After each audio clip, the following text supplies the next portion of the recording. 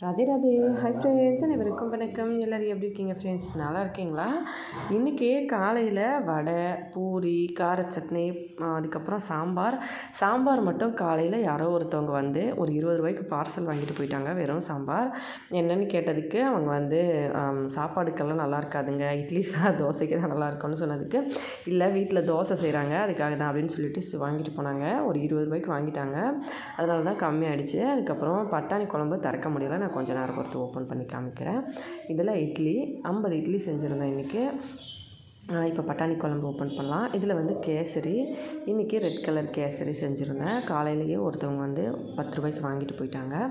அதுக்கப்புறம் வியாபாரம் முடிச்சுட்டு ஹஸ்பண்ட் வந்து பசங்களுக்கு இன்றைக்கி புக்கெல்லாம் தராங்க அப்படின்னு சொல்லிட்டு பசங்களை கூட்டிகிட்டு ஸ்கூலுக்கு கிளம்புனாரு. சரி, நான் வந்து கடையில் உட்காந்துட்டு இருந்தேன். புக்கெல்லாம் வாங்கிட்டு இப்போ வீட்டுக்கு வந்தாச்சு. கடையில் வந்து வியாபாரம் இன்றைக்கி எல்லாமே சேல்ஸ் ஆகிடுச்சு கடவுள் புண்ணியத்தில். ரொம்ப வந்து மனசு நேற்றெல்லாம் கஷ்டம், 2-3 நாளாக எதுவுமே சேல்ஸ் ஆகலை. இப்போ வந்து எல்லாமே சேல்ஸ் ஆகிடுச்சு. கொஞ்சம் மனசு சந்தோஷமாக இருந்தது. போட்ட முதலாச்சும் வர மாதிரி இருந்தால் ஒரு சில நாட்களுக்கு நல்லாயிருக்கும். ஆனால் வந்து இன்றைக்கி ரொம்ப கஷ்டம் அப்படின்றதுனால முந்தா நேற்றுலாம் மனசு ரொம்ப கஷ்டமாக இருந்தது. ஆனால் இன்றைக்கி வந்து எல்லாமே சேல்ஸ் ஆகிடுச்சு. 50 இட்லி, பட்டாணி, அதுக்கப்புறமா வடை, பூரி, கேசரி எல்லாமே ஆக்சுவலாக கொஞ்சம் கொஞ்சமாக செஞ்சாலும் எல்லாமே சேல்ஸ் ஆகிடணும் போது கொஞ்சம் சந்தோஷமாக இருந்தது. அதுக்கப்புறம் பசங்களோட புக்ஸ்லாம் வாங்கிட்டு வந்தாச்சு. சரஸ்வதி சிக்ஷா மந்திரம் அப்படின்னு ஒடிஷாவில் வந்து இது வந்து என்னென்னா கவர்மெண்ட் பாதி, அந்த ஸ்கூலோட பாதி அப்படின்னு சொல்லுவாங்க.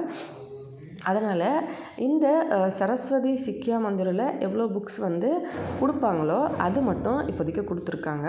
கவர்மெண்ட்டில் வர அந்த புக்கெலாம் வந்து இன்னும் கொடுக்கல. அதெல்லாம் வந்து ஆல்ரெடி ஸ்டாக் வந்து காலி ஆகிடுச்சா, அதாவது ஓல்டு ஸ்டூடெண்ட்ஸ்க்கெலாம் கொடுத்துட்டாங்களாம். புது ஸ்டூடெண்ட்ஸ்க்கு ஸ்கூல் வந்து ஓப்பன் பண்ணுறதுக்கு முன்னாடி வந்து வந்துடும் அப்படின்னு சொன்னாங்க.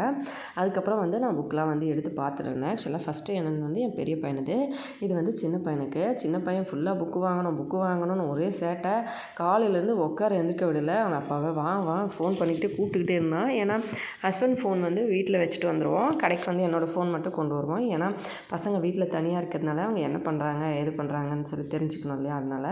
அப்புறமா எல்லா புக்கையும் எடுத்து பார்த்துட்டு இருந்தோம். பெரியவனுக்கு வந்து 13 புக்கு கொடுத்துருக்காங்க. சின்னவனுக்கு வந்து 6 புக்கு கொடுத்துருக்காங்க.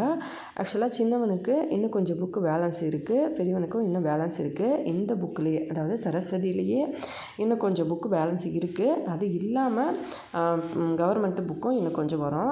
சைஸ்லாம் வந்து இந்த மாதிரி சைஸில் இருந்தது.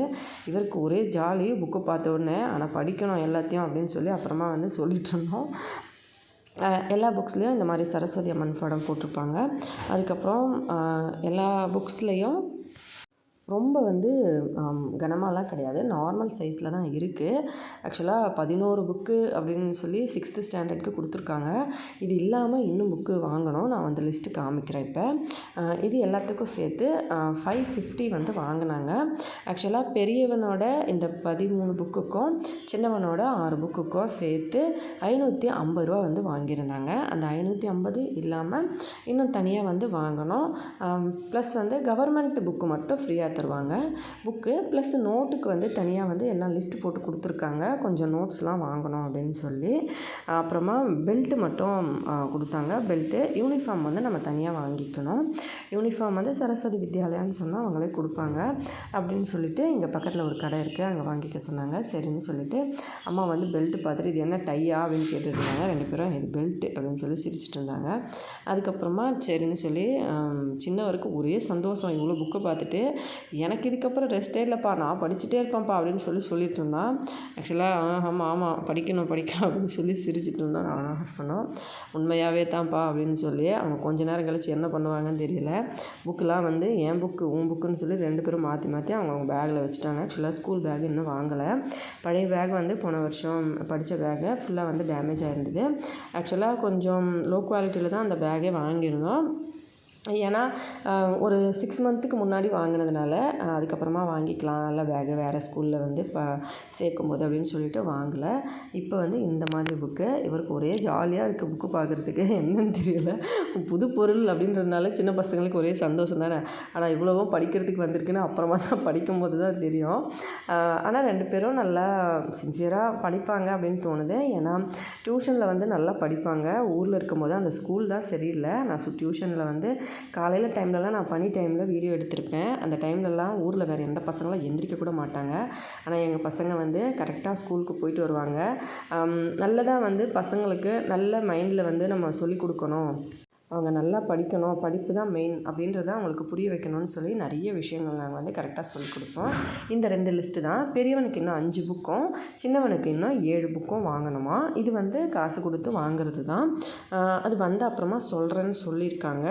அதுக்கப்புறமா இதில் வந்து லிஸ்ட்லாம் போட்டு அந்த பில்லு போட்டு கொடுத்துருந்தாங்க. ஆக்சுவலாக ஃபோன்பே வேலை செய்யலைன்னு சொல்லி ஹஸ்பண்ட் வெளியில் வந்து ரொம்ப நேரம் சுற்றி அதுக்கப்புறம் ஏடிஎம் கார்டு வீட்டுக்கு வந்து கொண்டு வந்து அதுக்கப்புறமா காசு எடுத்து கொடுத்துட்டு வந்தார். ஏன்னா அவர் வந்து கடையில் உட்காந்துட்டு இருந்தார்.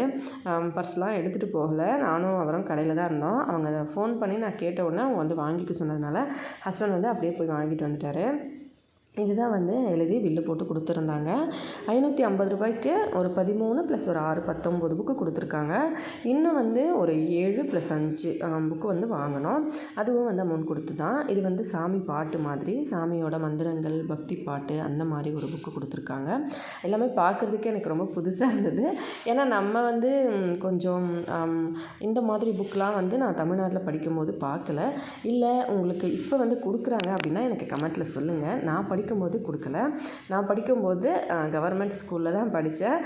தமிழ், இங்கிலீஷ், கணக்கு, அறிவியல், சமூக அறிவியல், அதுக்கப்புறமா இந்த சுற்றுச்சூழல் பாதுகாப்பு அந்த மாதிரி ஒரு புக்கு வந்து கொடுத்துருந்தாங்க. மொத்தமாக 6 சப்ஜெக்ட். ஒருவேளை கவர்மெண்ட் ஸ்கூலில் மட்டும்தான் அப்படி கொடுத்தாங்களா என்னன்னு தெரியல.